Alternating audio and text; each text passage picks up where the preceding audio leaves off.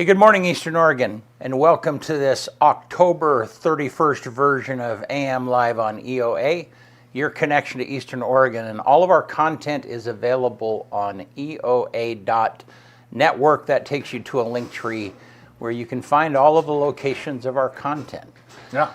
So, and here in just a bit, we're going to have former LeGrand mayor and friend of mine, Steve Clements, will be with us here, talking all things Eastern Oregon. How are you, man? I'm good. Halloween. First Friday. First Friday. This weekend's going to be crazy. Too. Yeah. It's just jam-packed. No, I mean, yeah. I got some Halloween facts for you. Okay.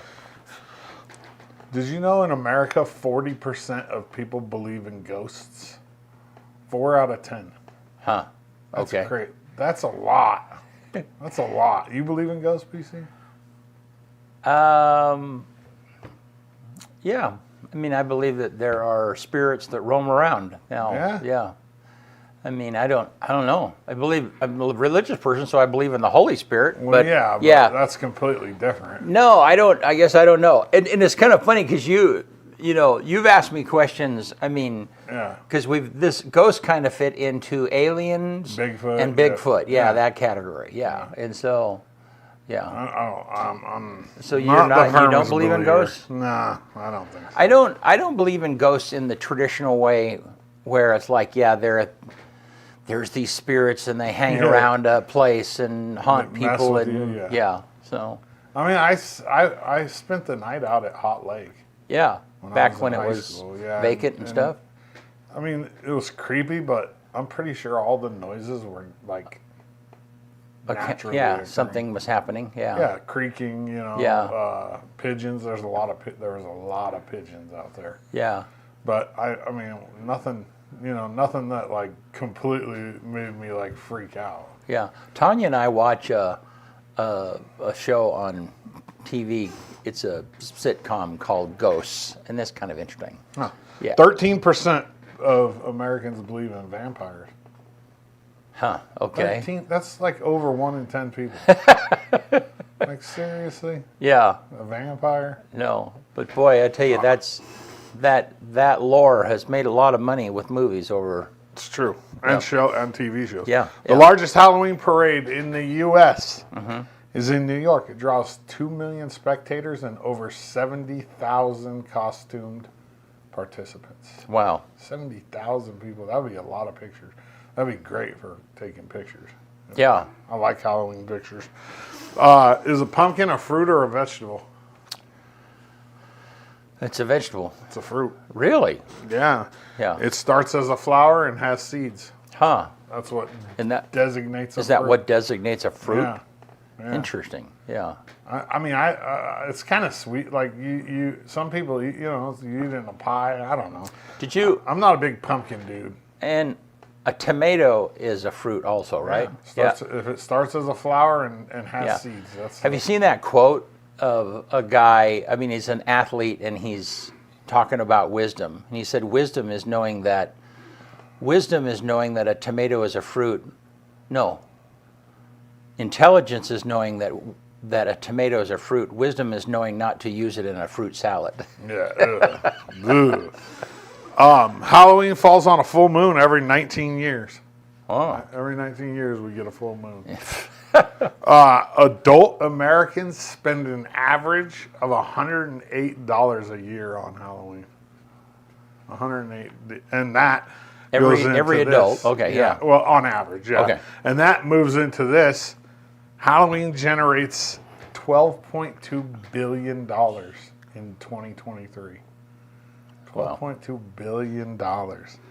Candy corn, originally dubbed chicken feed, it became popular in the late 1800s. Really? Huh. And then the sugary sweet treat became a Halloween staple in around 1950. But ew, candy corn's. I used to like it. I think when I was a kid.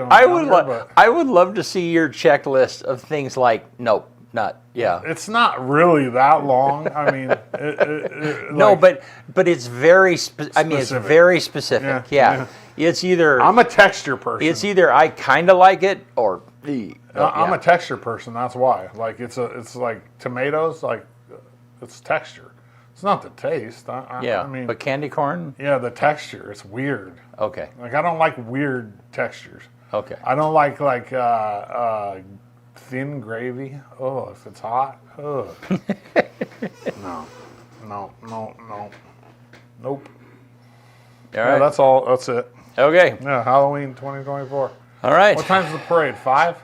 Well, there's 4? no parade, but it's that Or the downtown. Yeah, the downtown downtown thing, Yeah. is at 4, and normally, I mean, people are showing up before then, but no, I think they normally close the streets about 3 o'clock, and then it's then in the costume It's things? in full go at 4. Oh, you don't have to do. And- You're not. You don't have to do. you No, don't but have to set up speakers I or gotta go down and set up a sound system and You do. Yeah. Like last year. yeah. So that's it.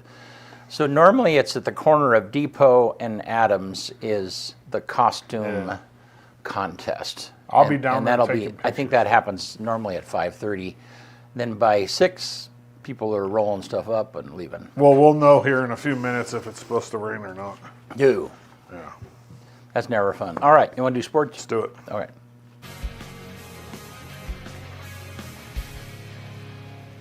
And Sports Report brought to you by Hobby Habit. Tomorrow through Sunday, spin the wheel of discounts with every purchase. Tell them Dodsey sent you 411 First Street in LeGrand, Hobby Habit, just for the fun of it. So, yeah, they're doing that. Their anniversary sale. This is the 41st anniversary. And every time you buy something, you get to spin a wheel, and it gives you a discount on that purchase. The wheel of discount. Yeah, I think that's, it used to be like, Yeah. yeah. No. LeGrand High School Volleyball will travel on Saturday, November 2nd for a first-round playoff game versus number 1 Marshfield. The playoffs are so crazy now, BC. When I was in school, like you had to, you either had to win your conference or get in that large bid Okay. to get in. Right. Now, and the GOL is weird because it's so small. Okay. But the teams that aren't even 500 are getting into playoffs. Like the boys soccer team, I'll talk about it more in a minute, but they made the playoffs, and yeah, it's crazy. Okay. LHS soccer, girls soccer cruised to a 2-0 victory over Pendleton in their final regular season game. They finished the season 11-1-1. They're number 2 in the state. They have a playoff game on the 6th of November at a time and against an opponent that is to be determined because they don't have the soccer brackets out yet. Boys soccer beat Pendleton on Tuesday as well to end their regular season. They finished 6-7 on the season and made the playoffs. 6-7. Wow. I mean, I think they were 3-3 in the GOL, which is 500, and 6-7. Their game will most likely be on the road against an opponent to be determined. I'll post the results and picks from yesterday's district cross-country race as soon as I get them from head coach Alma. LHS football goes to Pendleton tomorrow night for a 7 p.m. kickoff, streamed live right here on the EOA network. It's a big game for the Tigers. Big game because this has playoff implications for sure. Right now, Crook County's undefeated in the GOL, and LeGrand and Pendleton each have 1 loss. So whoever wins this game tomorrow night ends up second place in special district, whatever it is. I call it the GOL. It would be nice for the Tigers. They need some confidence right now coming off of this big loss to Crook County at homecoming, man. We got to figure something out. And I hope, I mean, there was a few comments on Friday night about like throwing the ball. And I really hope they just stick to their guns and run because it seems like when we throw the ball, we get into trouble. EOU volleyball lost a tough one to the Yotes on Tuesday night. They're still in first place in the CCC thanks to a tiebreaker. They host Walla Walla tonight at 6 at Quinn. So you got a Thursday-Friday games for EOU volleyball this week because of the Walla Walla game. They can't play on Saturdays because of their religious beliefs, so it always pushes games. So because there's so much going on at EOU this weekend, they bumped it to Thursday, Friday. They play LC State tomorrow night at Quinn as well. Both those games start at 6 o'clock. EOU men's and women's soccer hosts Multnomah tomorrow at Community Stadium. The women play at 1, and the men kick off at 3:30. And then they turn around and host Warner Pacific on Saturday. Women kick off at 11, and the men at 1:30. How does that work? Oh, I know how that works. There's a treat coming for you. Women's basketball hosts Whitman tomorrow at 1 p.m. in Quinn. Men's wrestling duels versus Arizona Christian at 12 and Providence at 2 p.m. on Saturday in the Fieldhouse. That's good. That's cool. I mean, they're going to have all kinds of events going on at EOU. Then Sunday, the EOU Open is also in the Fieldhouse. So Saturday for men's wrestling, you got 2 duels against 2 really good teams. One of them, one of the top teams in the country. And then Sunday, you got a full-on open tournament, which is going to be cool. And then finally, EOU football goes yote hunting tomorrow night for their only night game at home of the year. It's a 6 o'clock kickoff. It's going to be. I hope the weather's at least decent. Because pictures at night are really hard already. Right. And then if you put tough weather on top of it, it just makes it miserable. The Mounties take on the Yotes. It's a Frontier Conference matchup. The C of I is good. I think they're ranked 22 in the country. I like to say it's the best 2 quarterbacks in the conference with Quincy Glasper from EOU and Andy Peters from College of Idaho. So it's going to be a shootout. We haven't beat them in a while. We almost beat them on the road and upset them last year, but we couldn't quite pull it off. So, I mean, like I said, big weekend for EOU. 9 sports events going on over the next 4 days. And that's only, so basically most of them are Friday, Saturday, because there's just volleyball tonight and there's just wrestling on Sunday. So over Friday, Saturday, there's 7 sporting events going on at EOU. That's a busy, Gibbs going to be busy this weekend. Right? That poor guy runs around like a chicken with his head cut off. But, let me thank Gib, too. Gib hooked me up on a Saturday night with the sound system in Gilbert. He helped me out getting the high school dance set up for DJing, and man, I appreciate you, Gib. AM Sports Report brought to you by Hobby Habit, just for the fun. All right. Yeah. Good stuff, man. So let's take a look outside at the weather cam. Man, it's a fall day. No snow yet, but boy, when I was gone, over the weekend and got home and leaves just dumped. I mean, your whole yard. Yeah, we have some gigantic trees in our yard, and they just What do you do? Do you leaf blow them or? As much as I used to mow them with the mower. It kind of. I mean, the problem is a ton of the leaves fall in the driveway, where you can't mow them, or you've got to move them to the. Just blow them in the neighbor's yard. Yeah. There's that is people are known for that in the city. Yeah, like they'll sweep them out. Yeah, well, you got that damn dog that barks all the time. Here you go. Here's some leaves.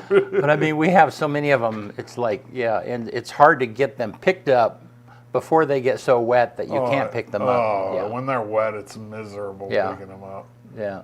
Let's look at the weather graphic here. Yeah, let's do it. Yeah, so 46 today. 20. Yeah. What do we got? Chance of rain here. So tomorrow night there's a 37% chance of rain. And then look, Saturday. And Not then good. Saturday, 64% chance of rain. Yeah. What are you doing out? Are you doing anything? So today there's a 20% chance of rain. Yeah, that's good. Yeah. Because I'll be outside today. Yeah. Inside tomorrow, outside Saturday. Yeah. Yeah. Which is the highest chance of rain. Yeah. Yeah. I mean, I've done it before. I have. I've done a high school night game pictures in the rain, but never in EOU. Well, this is the first night game for EOU at home that I've ever going to be a part of. Yeah. It'll be cool. I just don't do it. Be cool, literally cool. So. Yeah. It's going to be literally cool. All right. Well, cool. Well, let's. We're going to take a break. We'll be right back with former LeGrand Mayor Steve Clements. See you in a minute.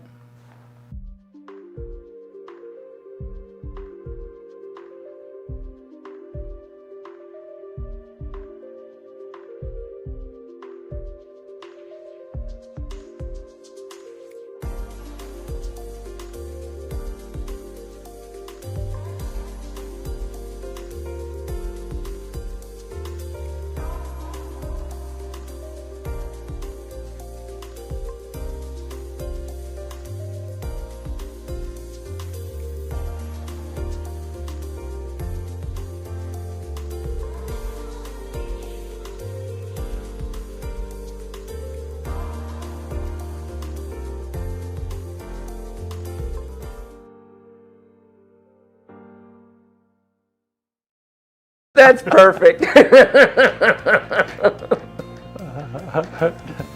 There was, because I All right, we're live. All right, it's okay.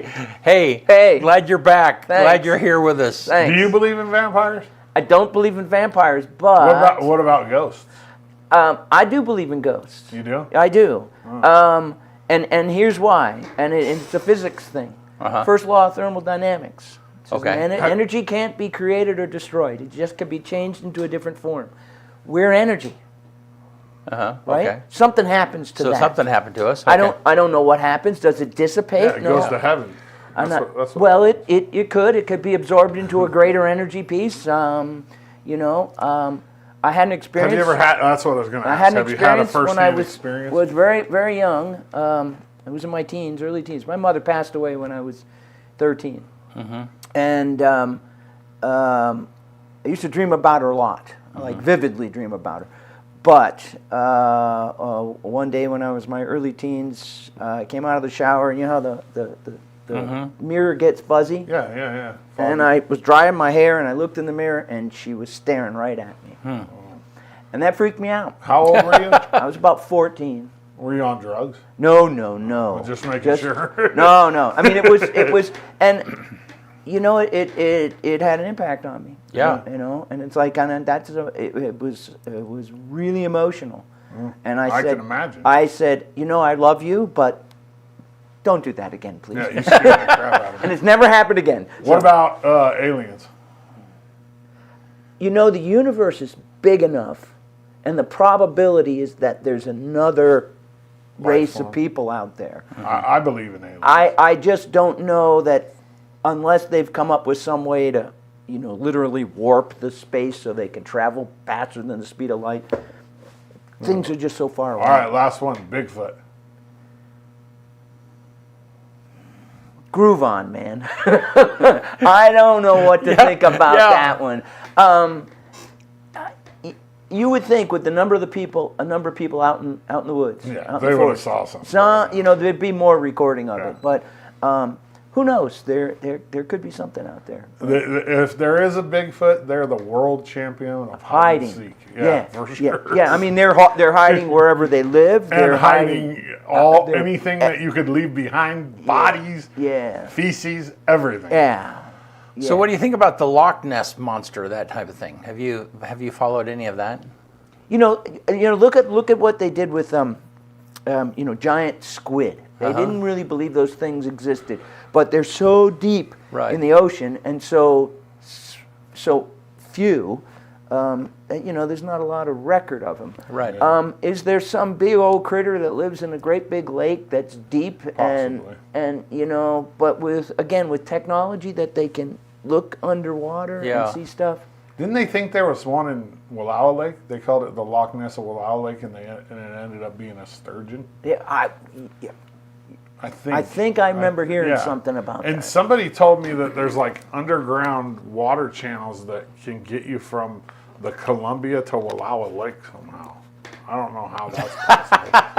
Hey, Wallowa Lake's pretty I'm deep. skeptical, yeah. But Hey, it's Halloween. We can talk about anything skeptical when we want to. I don't know. Yeah. I remember there being something about like the Loch Ness of Wallowa Yeah, Lake, though. there could be, but I think there's a lot of things out there you don't have explanations for, but if you work at it, you can find evidence and science and all of that. I don't think we're gonna find evidence of a Bigfoot, though. I don't believe Bigfoot.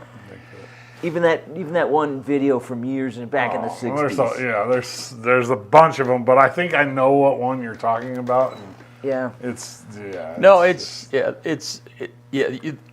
I think the thing that people like the ocean, for instance, or even a lake. I mean, I was watching a show not too long ago about, how them using technology in to scan that lake to look for the Loch Ness monster and all of that stuff.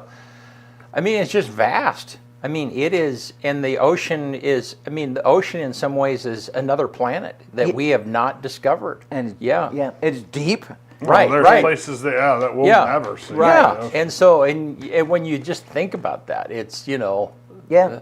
I mean, yeah, and I mean there's been there've been cases. I mean, and it's not too different than like on the top of Mount Everest. Right? There are places at the extremes where people just as well be on another planet. Yep. As because they simply cannot be rescued or gotten to. Or I will something, say this about extraterrestrial stuff. Yeah. I think it's just a matter of time before we hear something. Yeah. Yeah. I think I think it's a matter of time before we pick up some type of signal. I mean, our signals are going out. Right. And we've been sending radio and video out for years.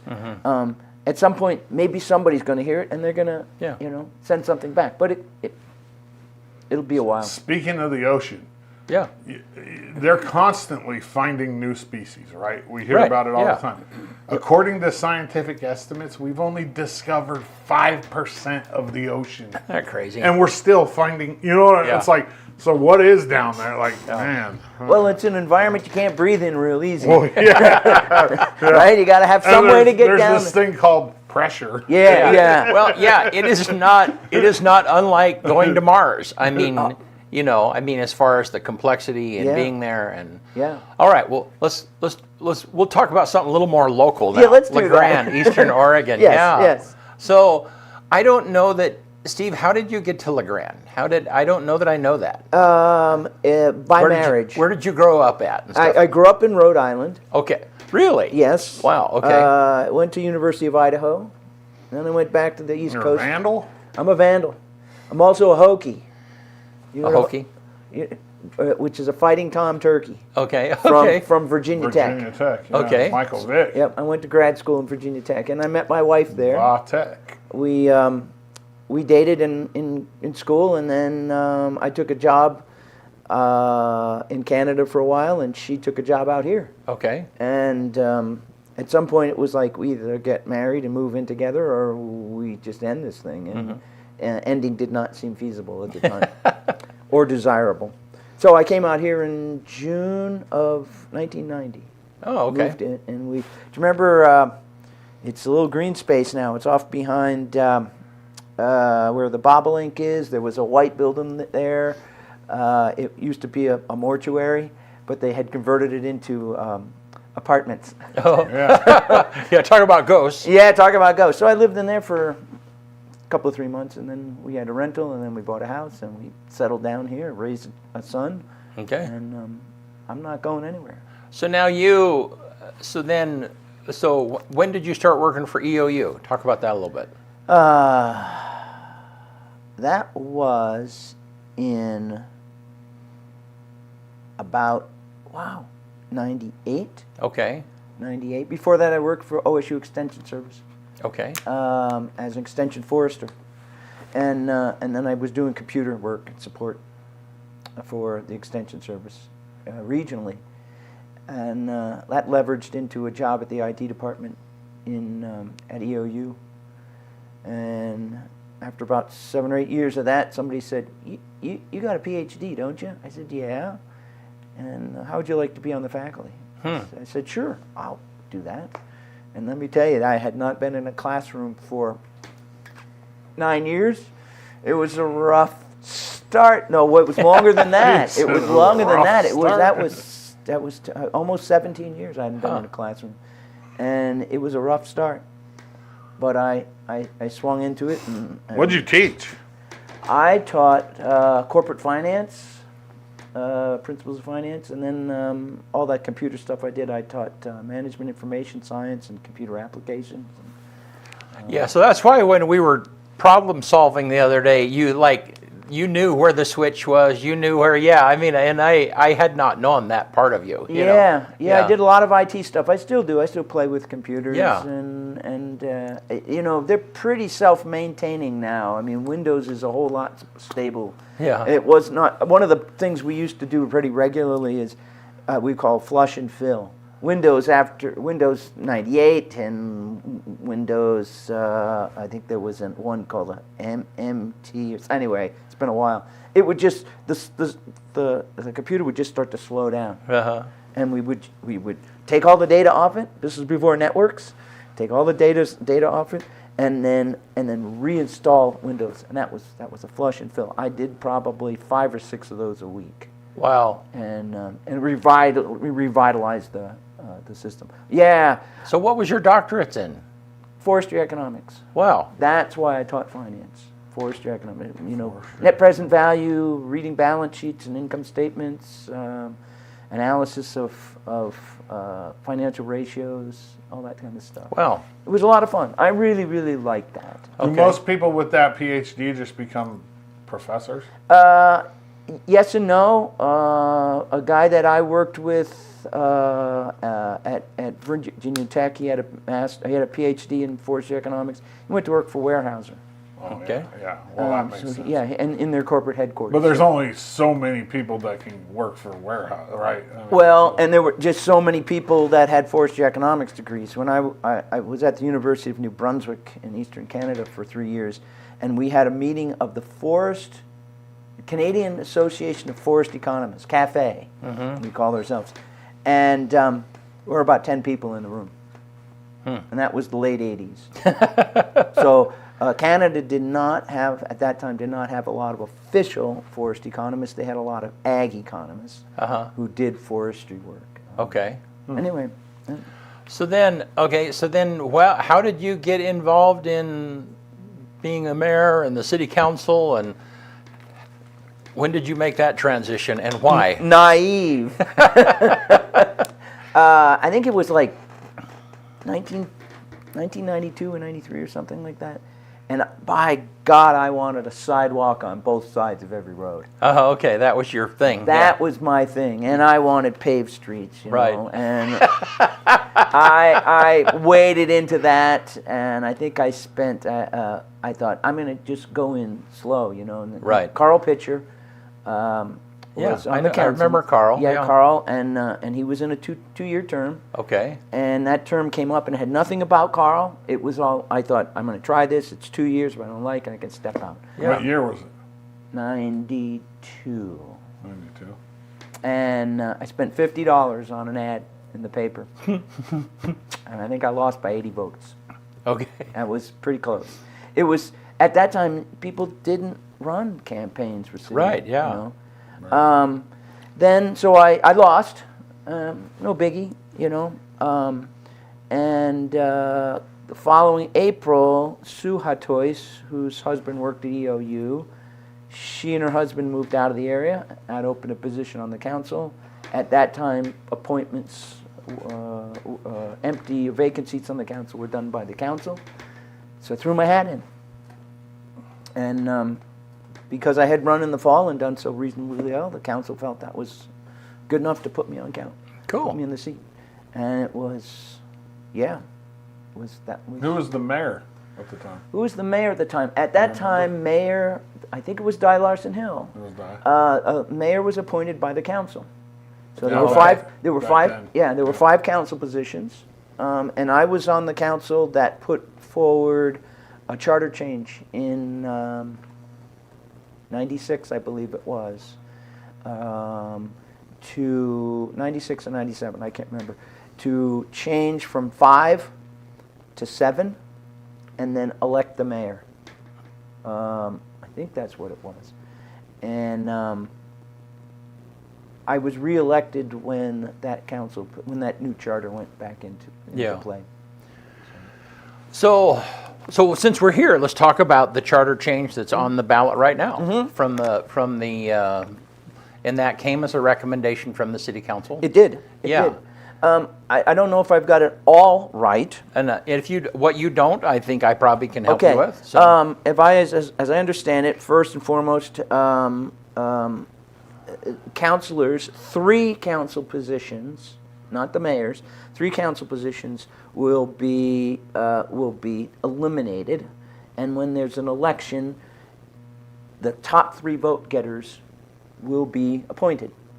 So if there are 3 positions open and 8 people run, the top 3 vote getters, and this is not ranked choice voting. This Right. is just vote for 3. But you said three count will be eliminated. They're not The reduced. positions will be eliminated. Just the position identification. Yes, Yeah. yes. Okay. Yeah. There's still the same number of members. Yes. Okay. It's just that rather than people running for a particular position, they're running for one of the openings. Right. Okay. Right. So that's the first one, I think, and the biggest one. And So like, like when you say position, you mean like seat 2, seat 3. Right, whatever. right. So yeah, so it has it's been just- in the past was like if you had 2 people running for position number 2. Right. Okay. Yeah. Okay. Got it. That, And- I and- understand that. and that makes sense. We don't have precincts. Right. No, yeah, you don't oversee a certain area. Right. like, We, and unlike the school district which does have certain positions Right. laid around the district. So no more positions. People open running, I would call it. Yeah. Top 3 vote getters are in. That sort of hinged on also dovetailed with the idea of removing primaries. So now there will be no more primary for council positions. Right. Nor will there be a primary for the mayor's position, which remains the sole one position that you can run for. Okay. If you want to run for mayor, you run for mayor. Okay. But there could be more than 2 or 3 people running for mayor. Right, and right now, if 3 people run for mayor, there's a primary, and the top 2 vote getters go on to the general. Okay. Right. Okay. In the future, there will be no primary for mayor's position. Okay. So it'll just be every. So, but I wonder. Yes. But let's say you have 3 people running for mayor, You're and it goes going to general. exactly where my concern is. Okay, so then you might not have more than 50% and have a mayor elected. Exactly. Okay. If you have 3 people running, Right. theoretically, the mayor could be elected by 33% plus 1 vote. Yeah. Okay. Right. Yeah. Right. And that's, I don't know, I wasn't privy to the council's discussion about this, so Yeah. I can't judge what they did. Yeah. But it seems to me that's the one thing about the charter change that's, Okay. So I can live with it, but Yeah. it's a little wonky. let's go back to, the other changes. They changed and part of that came out of the contentious city election 2 years ago. Well, and I think yeah. were you were mayor then? No. No, I was stepping down as mayor. Okay. Right. So Right. So I so that election happened while you were still there, Right. but you were on your way out. Right. Okay. Right. Yeah. Oh, that's right. Yes. So, yeah, I mean, I think it came out of that a little bit, and I think what the charter change does, one of the things that arose out of the 2022 election, but also kind of came up in the 2020 election when I was running for mayor, is that the council positions are nonpartisan. Right. But I think the way they had been structured made them sort of, you're running for a position against somebody. Yeah. So, and all of a sudden now it can be partisan. Yeah. The way it's proposed to be structured through the charter change is you eliminate some of that partisanship. Yeah. And I don't think that that's a bad thing in this community. I think it's consistent with the way the positions are designated. Well, and I've been a witness of the city council for, I don't know, probably going on 15 years now, Right. and I had, but I mean, that's when the elections, and the elections during COVID, that's when really we started getting involved because so much of that had to happen remotely, Yes. and so then, so then my experience for elections went up dramatically just because I started to understand, what was going on. But and some of, in those last city council elections, was that 22 when that? Yeah. 22. That was the contentious. That was the one where you took the video of the forum down. Yeah. Right. Right. Because it felt to you uncomfortable. Yeah. And I think rightly so. There was, it wasn't a pleasant experience to go through if you happen to be right the counselor being attacked or positioned. Well, and from a broader, other than the way that I saw some of the candidates treat each other, the thing that bothered me more is that there was an effort for the candidates to run as a block. And that really Which is bugged me. very partisan behavior. Which is very partisan. Yeah, and it's not. I mean, it is for me. It's just that's just in the wrong direction. And it doesn't matter if they were right here. I would tell them, and the sad thing is that there were candidates that were swept into that block that later really regretted being a part of that. Yes. So the whole thing was just set up in a manner that and I think it breeded contention. Right. Yeah. And you could still do that kind of a block effort with the proposed changes. Yeah. Because you could get, if there were three positions open, you could get 3 people running. Well, yeah, it's kind of like race car drivers. Right. And you have race car teams. And, Right. Yeah. And Drafting off your buddy. Right. Right. Yeah. And you could all get, pushed into the play. Yeah. It's unfortunate that that's the way the elections have become. I mean, I told you, when I first ran, I spent $50. There was no forum. Yeah. Carl and I never really stood face to face. But over time, it really has changed. And I think in the last 4 election cycles, it's just got progressively more aggressive in terms of running. And then all of a sudden, look at this year. Yeah. It dropped off. Yeah. And all incumbents are running unopposed. Yeah. which Well, is and see, crazy. and frankly, and again, if those people were here, I would tell them. It's like, what the hell? It meant a lot to you 2 years ago, so much so that you created this very unfriendly environment, and then 2 years later, your block doesn't put anybody up. There's Really? no COVID. Right. There's nothing.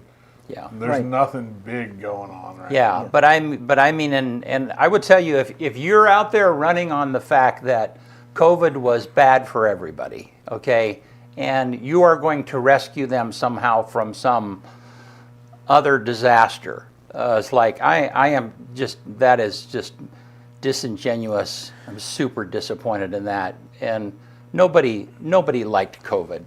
No. Nobody, no, and we can look back Big at Pharma it. liked COVID. Oh, Big yeah. Pharma, right? But I mean, we can look Yeah. we can look back at that and go, and people can be super angry and resentful, and we can, and don't kid. I mean, we were in the middle of that. We were swept yeah. into that.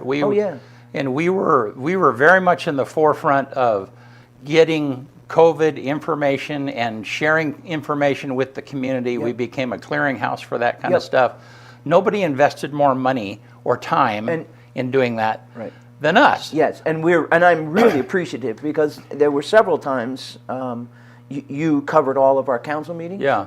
And we had a couple of forums with people at the hospital, and trying to put the information that we had out to folks so that they could make the best decision. And I think we took a lot of flack for not having public meetings. And it was, I think of Dave Glabe, Councilor Glabe, spent the first 18 months of his term, 4-year term, Behind a screen. behind a screen. Yeah. And I didn't like that. It didn't give him much of a chance to engage with people, and Dave has turned out to be a really solid member of the council. But we did what we had to do. Right. And we lived through it. And I think in some ways, we were talking about this earlier, in some ways we're technologically better for it. People are still using Zoom to do Zoom conferencing across the state. And it was a pain. I But guess we lived. We yeah, survived. my thing that rubs me wrong is when people hold a grudge or whatever it might be, and then that becomes the agenda by which they operate on for a while. And that is just not fruitful. I mean, because every one of us could look at something, I could look at Measure 10 and go like, man, and we could rat on about that all over and over and over again. And if you had a consensus, 80% of the people would be like, you're right, there were problems with that. But it's like, okay, let's work on what's now. Yes. Let's move forward. Let's Yes. learn from what it is that has happened in the past, and you Yep. know, and that is the, you know, when you talk about, and I'm sorry, this you came as a guest, but this Don't is an worry, I'm gonna opportunity pipe for in me here to really rant quick. a little bit here, and that is that the partisan politics nationally has been so divisive. Yes. And we can't change that, but we can change here. Right. We can make decisions that don't divide us, and this is our area. Right. And so Right. so then when people when they grab a hold of that national stuff and they pull it local, man, that just pisses me off. So let me kind of Yeah. bring it back down to the local Yeah. level again. And I'm not saying we've got the answer to everything here. Yeah. But all the time that I served on the Grand City Council, and whether we had contentious issues or we had smooth sailing, there was a culture on our council of Right. respect Right. and acceptance and moving on and keeping moving forward. And I don't want this to come out wrong, but some of the communities around us have not had that kind of culture, and they've struggled with their councils. There have been a number of recall efforts in John Day. We had an implosion of the city council in Baker City because individuals did some things that didn't sit well. But the LeGrand City Council, and I think it kind of flows over into other communities in our county, has set sort of a culture of respect. Right. A cultural Absolutely. acceptance, a culture of working together. And by dint of where we are geographically and economically, I think that our county is one of the more stable counties, and it's not booming growth, but it's not diving either. Yeah. And you know, you look at our county commission, solid guys. Donna Beveridge has been just a boon for our county commissioner in terms of the economic development effort that she's put in. They all play well together. And I think that just does so much for what our county is and makes Union County look really good in Northeast Oregon. Right. And the only way that works is when we vote in people that are able to put their own ego and their own thoughts Yes. to the side and represent the people that Yes. voted them in. Yes. You know what I mean? You can't Yes. go into that being egotistical and being, oh, my ideas about things are way better. No, because your ideas don't matter. You're one person. Yep. You're representing the people. You know what I mean? Yep. And when people are able to do that, it makes everything a Yeah, lot easier. and you're right, Jake. I mean, there's not one elected official locally that I can think of that wouldn't say, you know, that's not a bad idea. Right. And I'm willing to think about that. Right. And- Regardless if it falls in their compass or not. Exactly. And I think that's what's made us really good as a county. Well, and for me, I'd classify that as thinking people able to think outside of their own experience or their own belief system. Yeah. And I've admired that. I mean, you know, the council members, and when you were mayor, I mean, the political persuasion of all of it was across the board. Oh, yeah. Right. Yeah. But I saw you tackle issues that meant that you had to think. You had to essentially put aside whatever political persuasion you had, and you're dealing with, hey, we're just dealing with LeGrand. We're just dealing with what we got right here. Yeah. We had to put aside ego. Right. Yeah. And 100%. think about the community. And Yeah. and what I liked about the council that I served with is that they did bring in different perspectives of Right. the community. Right. And they all shared them. And we may not have agreed on them 100%, but we could find some place in the middle. We Right. could find some pieces of everything that everybody was contributing and move forward with it. The more diverse a city council, the better served. Right. And By far. yeah, and I think the less people were holding on to their egos and thinking more about community, Yeah. the better you're going to be. Yeah, absolutely. So in the 15 years that I've recorded and been a part of the city council, I've not seen a partisan issue on the dais. I guess I'm wondering what you think of that, because I see, I mean, and I just don't, I don't know. What do you think of that? I mean, is there any? I think there's not necessarily a conservative or liberal issue that we face Right. in the community. It's the different perspectives on how you deal with them. One thing I think in the last 15 years that you may have seen, and I know that I've seen, we never thought about having homelessness Right. and vagrants in Right. town. Right. And just across the street here, catty corner to where we are, we had Max Square, and we had a lot of people gathering there at one point, and it concerned the local businesses, and I get that. Right. What do? We think about how, I mean, you can't just run them off, No. but putting security cameras down there made a big difference. Right. Right. And looking for a solution that works for everybody. Even though it's not partisan, we don't have a lot of partisan issues locally, the different partisan perspectives can merge Right. and work together Right. to find a solution. And I go back to that culture of respect that I experienced on city council. I can't tell you the number of times where there was disagreements, and it may not. There should be. And they may not have played out at the dais, Right. but it played out in other ways. But we came together and we had a solution, or a solution came to us from someplace out there. Right. Right. I think back at one point we had open burning in town about this time of year, and people would torch off their pile of leaves, or they Burn barrels. Yep.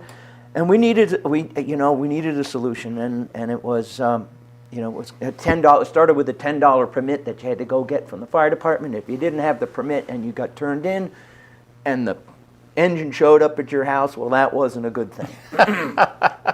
And we were trying to find a way to do this. In walks Darren Larvick from City Garbage Service, now called Waste Pro. And he goes, I got an idea. What if we set up a compost recycling center for people who take garbage service? We're like, well, you know what? You're willing to do that? Oh, yeah.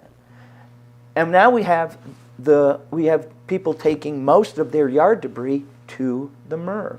Right. They chop it all up. They turn it into compost and what's the other stuff you put on top? Mulch. Right. They sell that. Yeah.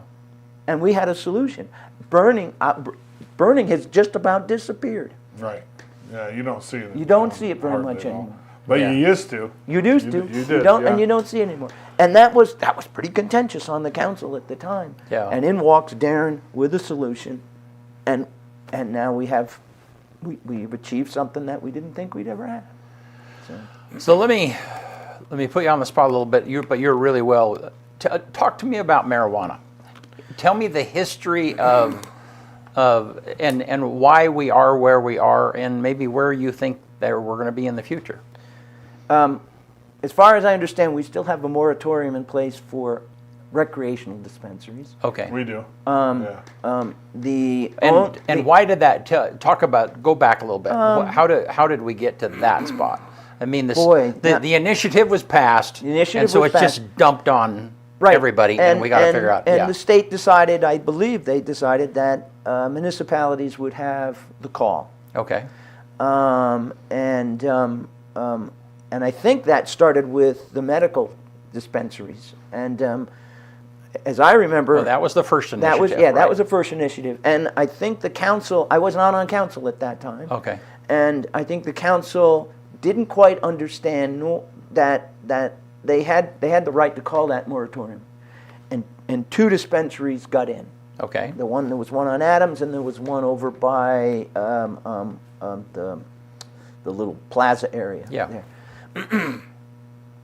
And they got in, and then the council said, "Hey, wait a minute, we need to put some stuff in place. We want to put a moratorium." They put a moratorium on additional medical dispensaries, and then they set up some land use restrictions on where dispensaries could go. Those 2 dispensaries are now gone because the owners chose to shut down. Plus, I think when recreational use came in, nobody was going to the medical anymore. Cost too much. Yeah. Yeah. Council chose to do the moratorium. It's still in place for recreational use. The argument was for the dispensary was there was a tax advantage because we could have imposed up to, I think, a 10% tax that could have come back to the city. I would be really curious to see how well cities have done with that, with that money. It'd be interesting to go, now that we've had several years, go to Pendleton and say, what do you think now? I know. So I don't know too much about it, but I've heard that Huntington Yes? has done really well. With tax money. because they're, Yeah. 'Cause of not what- only are they in kind of a desert, Right. but They're small People communities. have Yeah. to go. Right, yeah. And people are coming in. And they honest- were one of the first adopters, I think. They Right. were. Yeah. And Yeah. be honest. If you've ever gone through Huntington, you've gone by that dispensary, there are more than Oregon license plates there. Right. So people from Idaho are from Same coming thing in up. Ontario. You see it all the time. Right. Yeah. So Yeah. did LeGrand miss out on tax revenue? I do not know. Well, yes. We Well, we did. Yes. How much? How did we- much? How Yeah, much that's is the question? Thank you for that. Yeah. Do people miss having a dispensary here? I don't know. They can obviously go to Pendleton. There might even be a shuttle service from people bringing stuff over. There probably is. So are we missing anything? Well, and let's go back. I think so. Initially, the moratorium was passed because the state just really didn't have their stuff together, and so the city was concerned. And you correct me if I'm wrong. The city was concerned that, hey, if we set up some guidelines for where dispensaries are going to be, and then the state decides a couple of years from now they come down with their own provisions, then we've got to go there. I mean, Right. the cities are obligated to be in line with the state. Right. Okay. And so, I mean, I think that was so it's like initially it was like, hey, this is so chaotic for right now. We're just Yeah, going to put a let's pause. take a breather. And it was, and I don't think the moratorium was like it can never be here. It was more of a pause button until we know more about how to manage this. The moratorium could be overturned. Yeah. And I think in 2 ways. If the city council chose, it could put a measure to the Okay. voters about dispensaries, or they could be a signature petition. There could be locally there could be Right. an initiative. Right. Yeah. What about this one? What happens when it becomes legal federally? Because in a few days, if a certain person gets elected, it's going to be legal. I promise you that. Let's go back to some of the reasons that we didn't want that here. We didn't want the dispensaries here. And I think there was some real concern about criminal activity and the repercussions of having open marijuana use or purchase. Right. I don't have the figures with me. I would be interested in talking to Chief Bell or someone else in the sheriff's office about, now we're into legal use for recreational purposes for how many years now? 5, 6? Right. At Right. least. So people can use it. Yep. Has there been a big impact on criminal behavior or drug or marijuana induced crimes? No. So Marijuana doesn't make you. so maybe some of that fear. But I think that would be a really good question for Chief Bell. Right. Yeah. I think we've had more concern, justifiably, with the fentanyl. I think Which is- which is a that just like cleared the board. It's like, But even then, I think some, we had that big bump during COVID. We had a huge bump in overdoses here locally. Yeah. Yeah. And that's dropped off. Right. and people have gotten savvy, hopefully, about the Well, what tainted happened batches. was Narcan became more available. It hasn't Right. necessarily Right. dropped off. Okay. There's still people overdosing. Trust me on that. There's just Narcan everywhere. Yeah, it is, and that's not That's a different. Yeah, that's a different. Yeah. I don't know about the marijuana thing. Yeah. I mean, if it went federal, how would that affect us locally? Yeah, I don't think it's going to go federal. I don't. Well, has to- if it has to Kamala be- Harris wins, it has to be passed by Congress. Yeah. Congress is. And I guess we talked a little bit beforehand about the fear that pushes everything. Okay, and I was talking to my daughter about this just yesterday, and I still have faith in the guardrails that are going to keep either candidate within Yes. the system. Now I know that, but let's see. So where was I? But the fear factor. And this just irritates me about politics in general. Is people will throw things out there. The last time that a president had both houses in the Congress was Trump at the beginning of 2016, and was Obama before that. Okay. The last thing that really got through all the House that was controversial was the CARE Act. Yeah. And that was, that was a monumental. Trump had both houses, and he tried to overthrow that over and over again, and never did do that. So it's just getting through something national like, legalizing marijuana is just, that is a steep There's hill. an inherent stability in government. Yeah. And particularly in the government structure that we have in the United States, there's inherent stability. And I agree with you. There's fear on both sides because they're afraid that if one side gets in power, they're going to just change everything for everybody else. Right. That change is so hard to implement Yeah. because we have, a triumvirate type of government. Right. You've got a judicial, you've got an administrative, and you've got a legislative. And you just can't do things because then one of these others gives you an option to stop that. Right. There's always fear in change. Yeah. I think, and what really kind of ticks me off is that the media feeds that. Absolutely. Not this media. Thank you. We have been accused of that once before, but yeah, it was like, yeah. Yeah, And it was a compliment. It's like, well, wait a minute, I'm big media censoring. That's kind of, there's a compliment in there. I didn't know I was that big, and no, I don't do that. But yeah. Right. So, think back to this. There was huge concern when Obama got elected. We're going to take our guns. Yeah, right. Never happened. Right. Right. There was a big concern when there's a big concern now that Trump is a fascist or Nazi and he's going to destroy democracy. I don't think so. Yeah.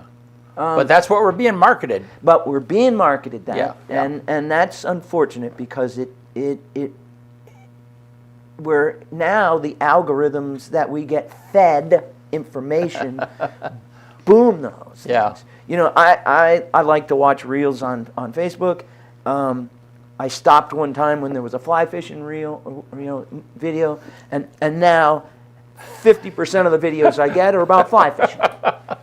I know. And it's like, I don't have that choice. What if I want to watch something different? I'm a pretty diverse No, kind of a guy. I did that with industrial accidents. I stopped too long on industrial accidents, and pretty soon it's like, so I think gone are the days when we could pick and choose what we wanted to learn about or be up on.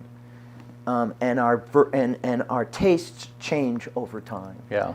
And if you're at all in social media or even want to look at certain news feeds, the computer algorithms are so messed up that we don't get to see anything different. Yeah. We have to really go looking for it. And I think that, to me, that's the greatest fear of democracy, is not having the freedom to choose the stories that I read and trust. Right. And without that, I mean, it makes staying up on things a lot more difficult. Yeah, for sure. Well, Steve, we got to go. We're out of time. But man, I really appreciate you coming, and I'd like to have you come back because I always enjoy my conversations with you. Same here. Yeah, you know, and I just want to tell you, I appreciated you as mayor. I appreciate your continual investment. You know, we didn't really get a chance to talk about the forum, but you helped me kind of on the back end vet questions as they were coming in and stuff. And Yep. It was fun, and I always appreciate coming on. Yeah. You know, I thought about this. I said, man, I still got cachet. I think that's the word. There you go. You know, I think I'm one of the few people who have been mayor of LeGrand who are still around. Guy Larson is still around. Dan passed away. Dan passed away. Justin is here, obviously. Dan was my neighbor growing up. And then before that, it was Colleen Johnson, but she's moved out of the area. So I still believe in this community. I'm not going anywhere anytime soon. And although I doubt I'm going to run for any kind of political office anymore, if there's any way that I can help in keep this place active and vibrant, I'm there, man. Excellent. That's awesome. Thank you, man. You're welcome. All right. Hey, you want just stay right there where you are. Okay. Yeah. Bud, good morning. Bud says DuckDuckGo.com eliminates those tracking. I don't know what he's talking about. It's a search engine. Yeah, it's a search. Oh, engine. DuckDuckGo. Yeah. It's not algorithm driven. Yeah. On this day, Halloween, October 31st, 1794, John Dalton's first lecture to the Manchester Literary Philosophical Society, Extraordinary Facts Relating to the Vision of Colors. It was the first conversation about color blindness. And I'm extremely colorblind, so that always interests me. Like, I did the test the other day on the computer just to, it's bad. Yeah. 1913 on this day, first U.S. paved coast-to-coast highway, the Lincoln Highway, is dedicated. 1918 on this day, the Spanish flu kills 21,000 people in the U.S. in a single week. 1941 on this day, Mount Rushmore is completed in South Dakota. 1950, the Big Cat, Earl Lloyd, becomes the first African-American to play a game in the NBA.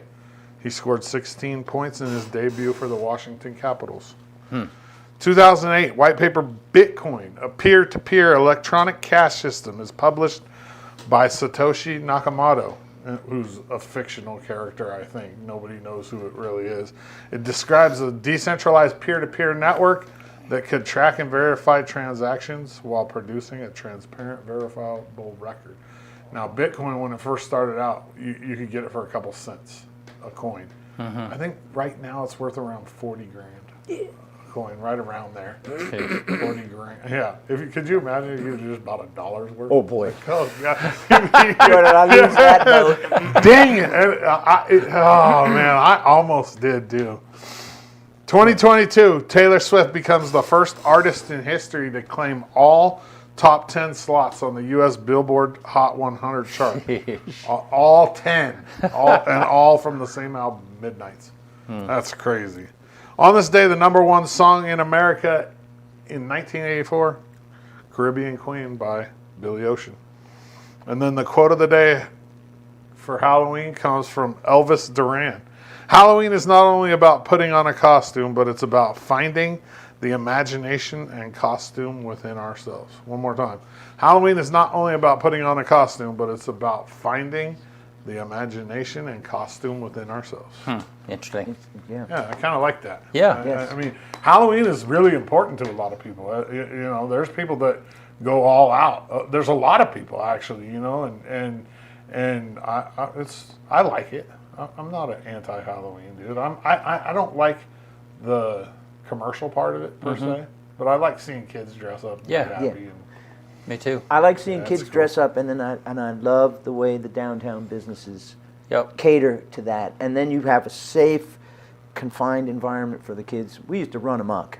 I don't want to talk anymore about that. Yeah. oh, so did I. I mean, yeah. Halloween became a night of tricking rather than Right. Yeah, treating, right? And trying to fill up a pillowcase Yeah. of candy. Yeah. Been there, man. Just right As a matter of fact, it might not be a bad idea. I kind of like candy. Yeah. So yeah, if you have, I mean, I would say that Trick or Treat has probably more people in the downtown area than any other time. Yeah. Oh, by far. Yeah. So if this afternoon, starting at 4, right Go at the check it out. twilight, if you want to just come down, it's a blast. It really is. And there's a costume There's contest? a costume contest at the corner of Depot and Adams, and that will be at 5:30. And they have different categories Yeah, for the yeah, little they have- ones and then all yep. the way up to adults. Yeah. Yeah. Oh, yeah. I like the families that dress up in Yeah, themes. Yeah, it's Yeah. kind of cool. Yeah. That's pretty nice. All right. Hey, thank you, Steve. You're very welcome, Brent. Really appreciate it. Yep. Thank you. Yep. All right. See you guys soon. Tuesday. Yep.